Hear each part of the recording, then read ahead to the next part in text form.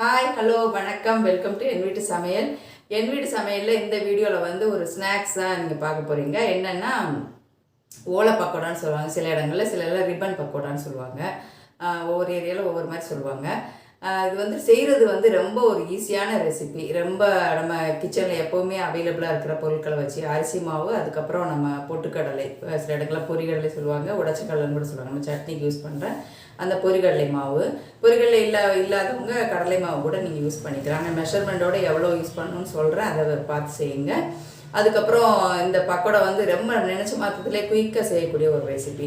நான் இப்போ ஸ்நாக்ஸ்லாம் நீங்கள் புதுசாக ஏதாவது சின்ன ஸ்நாக்ஸ்லேருந்து கற்றுக்கணுன்னு ஆர்வமாக இருக்கிறவங்க கூட இந்த மாதிரி ரெசிபியை ட்ரை பண்ணலாம். ரொம்ப ஈஸியாக செய்யக்கூடிய ஒரு ரெசிபி.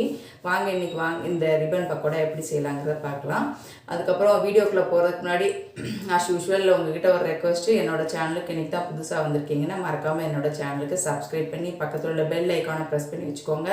ஆல்ரெடி ஏகப்பட்ட வீடியோஸ், குக்கிங் வீடியோஸ் நிறைய என்னோடய சேனலில் இருக்குது. உங்களுக்கு டைம் இருக்கிறப்போ பார்த்து என்னோடய சேனலுக்கு சப்போர்ட் பண்ணுங்கள். ஆல்ரெடி சப்ஸ்கிரைப் பண்ணவங்க என்னோடய சேனலில் உங்களை ஃபேமிலி அண்ட் ஃப்ரெண்ட்ஸ்க்கு ஷேர் பண்ணி விடுங்க. என்னோடய ரெசிபிஸ் நீங்கள் எதாவது ட்ரை பண்ணிங்கன்னா உங்களுக்கு எப்படி வந்ததுன்றதையும் கமெண்ட் செக்ஷனில் மறக்காமல் சொல்லுங்கள். வாங்க இப்போ வீடியோக்குள்ளே போய் இந்த ரெசிபி எப்படி செய்யலாங்கிறத பார்க்கலாம். தேங்க்யூ. இப்போது ரிப்பன் பக்கோடாவுக்கு செய்ய தேவையான பொருட்கள் ரெண்டு பொருட்கள் தான். ஒன்று வந்து அரிசி மாவு, இன்னொன்று பொட்டுக்கடலை மாவு. அரிசி மாவு வந்து நான் இப்போ என் கையில் இருக்கிற இந்த கப்பு அளவுக்கு ஒரு 2 கப் அளவு எடுத்திருக்கேன். அதுக்கப்புறம் ஒரு 2 கப்புக்கு அரை கப் அளவுக்கு பொரிகடலை எடுத்து, அதை நான் இங்கிலீஷில் சொல்கிறது ரோஸ்டட் கிராம்னு சொல்லுவாங்க. நம்ம சட்னிக்கு யூஸ் பண்ணுற பொரிகடலை பொட்டுக்கடலைன்னு சொல்லுவாங்க. இது அரை கப்பு, 2க்கு அரை கப்பு எடுத்துருக்கேன். இதை நல்லா பவுடர் பண்ணி எடுத்துக்கணும். நான் ஆல்ரெடி பவுடர் பண்ணி வச்சுருக்கேன். இப்போ 2 கப் அரிசி மாவு, அரை கப் அளவுக்கு பொரிகடலை மாவு, இது ரெண்டையுமே சேர்த்துறோம். அதுக்கப்புறம் இதில் வந்து காரத்துக்காக மிளகாய்த்தூள் சேர்த்துக்கிறோம்.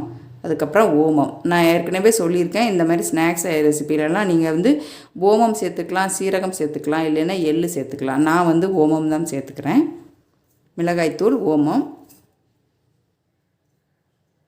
அதுக்கப்புறம் கொஞ்சமாக இதில் பட்டர் சேர்த்துக்க போகிறேன். உங்களுக்கு பட்டர் விருப்பம்னா பட்டர் சேர்த்துக்கோங்க. இல்லைன்னா நீங்கள் கொஞ்சம் ஒரு ஸ்பூன் அளவுக்கு கையில் ஒட்டாமல் வர்றதுக்காக எண்ணெய் கூட சேர்த்துக்கலாம். நான் ஒரு சின்ன ஸ்பூன் அளவுக்கு பட்டர் சேர்த்துக்கிறேன். அதுக்கப்புறமா தேவையான அளவு உப்பு சேர்த்துக்கிறோம். இப்போது இதில் பொட்டுக்கடலைலாம் சேர்த்துருக்கிறதுனால, உங்களுக்கு பொட்டுக்கடலை இல்லாதவங்க கடலை மாவு சேர்த்துக்கோங்கன்னு சொன்னேன். கடலை மாவுலாம் சேர்த்து செய்கிறதுல கொஞ்சம் காயம் சேர்த்துக்கலாம். பெருங்காயத்தூள் கொஞ்சமாக சேர்த்துக்கோங்க.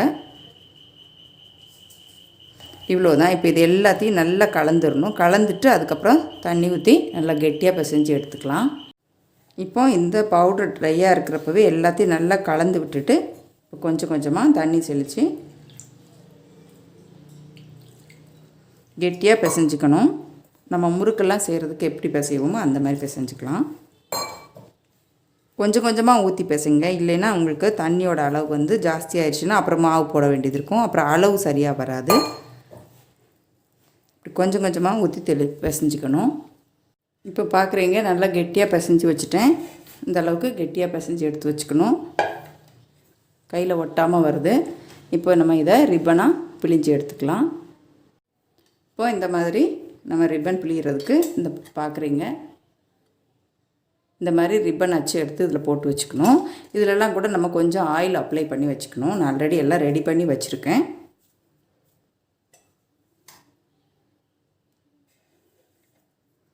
முந்தி மாதிரி நமக்கு இப்போ கஷ்டப்படலாம் தேவையில்லை. ரொம்ப வேறு மாடலில் நிறைய வந்திருக்கு இந்த மாதிரி முறுக்கு அச்சு பிழிகிறது. இப்போ நான் வச்சுருக்கிறது ப்ரெஸ் பண்ணுற மாதிரி வச்சுருக்கேன். இன்னும் சுற்றுற மாதிரி கூட இருக்குது. ஸோ இப்போ ஸ்நாக்ஸ் செய்கிறதுலாம் கூட ரொம்ப கஷ்டமான விஷயமே கிடையாது. இப்போ ரெடி ஆகிடுச்சு. நம்ம ரிப்பனாக பிழிஞ்சு எடுத்துடலாம்.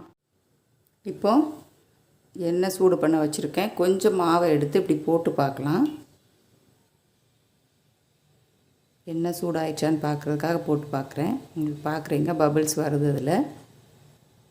இப்போ எண்ணெய் ரெடியாக இருக்குது. இப்போ பிழிஞ்சு எடுத்துடலாம்.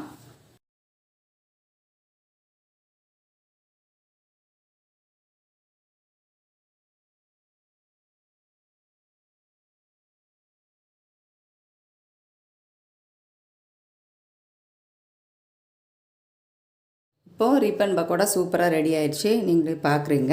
நம்ம 2 கப் அளவுக்கு அரிசி மாவும் ஒரே ஒரு 1/4 கப் அளவுக்கு தான் பொட்டுக்கடலையும் எடுத்துருந்தோம். அதுக்கே இந்த அளவு வந்திருக்கு. இது நடுவில் கூட கொஞ்சம் சாப்பிட்டாங்க, இல்லைன்னா இன்னும் ஜாஸ்தி இருந்தது. 1 கிலோவுக்கு மேலே வருது. நீங்களே பார்க்குறீங்க. ரொம்ப கிறிஸ்பியாக ரொம்ப டேஸ்டியாக இருக்குது. ஆயில் அப்சார்ப்ஷன் கூட நிறைய இல்லை. நீங்களே பார்க்குறீங்க. ரொம்ப கிறிஸ்பியாக இருக்குது. கண்டிப்பாக எல்லோரும் நான் சொன்ன அளவுகளில் ட்ரை பண்ணி பாருங்கள். கண்டிப்பாக எல்லோரும் என்ஜாய் பண்ணி சாப்பிடுவாங்க. ரொம்ப கிறிஸ்பியாக ரொம்ப டேஸ்டியான குயிக்காக செய்யக்கூடிய ஒரு ரெசிபி. கண்டிப்பாக எல்லோரும் ட்ரை பண்ணுங்கள்.